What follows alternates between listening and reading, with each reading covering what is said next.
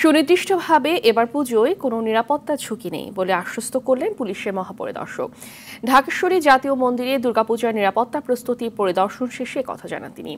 IGP বলেন, উৎসব নির্বিঘ্ন করতে পুলিশের পাশাপাশি সশস্ত্র বাহিনীর সদস্যরাও মাঠে থাকবে। মত প্রকাশের অবাধ স্বাধীনতার সুযোগ থাকলেও জঙ্গিবাড়িতে তৎপরতা রুখে দেওয়া হবে বলে হুঁশিয়ারি করেন পুলিশ মহাপরিদর্শক। শরীয়ত খানের রিপোর্ট। বুধবার মহাষষ্ঠীর মাধ্যমে শুরু হবে শারদীয় দুর্গা উৎসবের আরাধনা। এর আগে বোধন বা চৈতন্য প্রাপ্তির জন্য ঘট স্থাপন করে শুরু হবে ধর্মাচারের আনুষ্ঠানিকতা। মণ্ডপে মণ্ডপে এখন সাজ রব। জাতীয় মন্দির ঢাকেশ্বরীতে সাড়ম্বরে দুর্গাপূজার আয়োজন করা হয়েছে। এবারের নিরাপত্তা ব্যবস্থা নিয়ে সন্তুষ্ট কেন্দ্রীয় পূজা উদযাপন পরিষদের নেতৃবৃন্দ।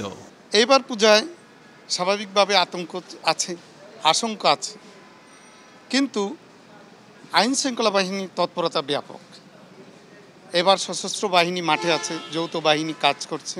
আশা করতে চাই যে আমরা সুন্দরভাবে শান্তিপূর্ণভাবে নির্বিঘ্নে পূজা উদযাপিত হবে। সনাতন ধর্মাবলম্বীদের সবচেয়ে বড় এই উৎসব নির্বিঘ্ন করতে জোর তৎপরতা আইন শৃঙ্খলা বাহিনীর। দুপুরে ঢাকেশ্বরী মন্দিরের প্রস্তুতি ঘুরে দেখেন পুলিশের মহাপরিদর্শক। আমাদের হিসাবে যেটি ৩২,০০০ ছিল, কিছু কম বেশি হতে পারে।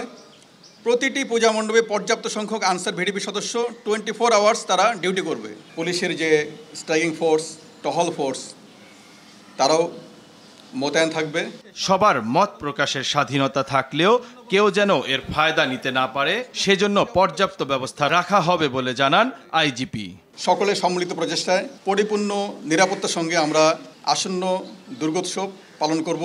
যে কোনো পূজা মণ্ডপে যদি কেউ শান্তি শৃঙ্খলা বিঘ্ন ঘটায়, যদি কেউ অপতৎপর চালায়, সেই ক্ষেত্রে তাৎক্ষণিক দ্রুত ব্যবস্থা নেওয়া হবে। এবং আমাদের মোবাইল টিম সহ স্ট্রাইকিং ফোর্স তারা সব জায়গায় কাছাকাছি দূরত্বে থাকবে। পুলিশ সদস্যদের হারানো মনোবল ফিরে আসতে শুরু করেছে বলেও জানান মইনুল হোসেন। শরীয়ত খান, RTV, ঢাকা।